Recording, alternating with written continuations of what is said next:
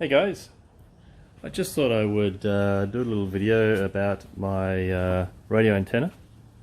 The original rigid one, I snapped it off, and even if it was at half mast, I still would have snapped it off. If it was all the way down, then I would have had no radio, and places that I go, you'd be, without radio for hours if you wanted to not put it at risk of getting hit by a bush. So I decided to get a rubber one. There's actually two main types available at the moment, and I have a theory that the other type may actually be slightly better. It may spread the load better around the panel. This one, if it gets hit, it'll be a bit more localized, but yeah, that's just kind of a theory. Now,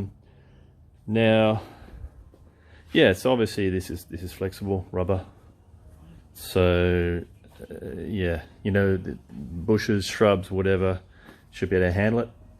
At like 100 k's or 110, it starts to go like this. So whether that affects your reception significantly or not, I don't really know.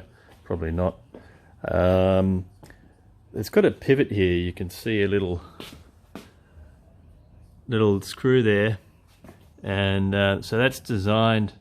The actual original intention is so that you have it facing this way, so that if you hit something, it will get knocked back, it won't get broken, and then you can just, bring it back up again. You might have to loosen it and retighten it, but because this panel's at an angle, you kind of have to put it this way, which means that it's actually not going to function quite the way it was intended, which is very unfortunate.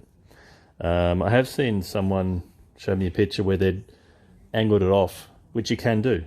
You just need to get in there and loosen this a bit and change the angle. So I mean, maybe I'll end up doing that. Maybe I'll break this and then end up doing that. I don't know. So yeah, if it hits a branch here, it'll be fine. If it hits a branch here, I don't know what's going to happen. If the branch is kind of washing past this way, I imagine that it will push it down and inwards, and then I can just reset it back up. So it's not 100%, but it's most of the way there, I think.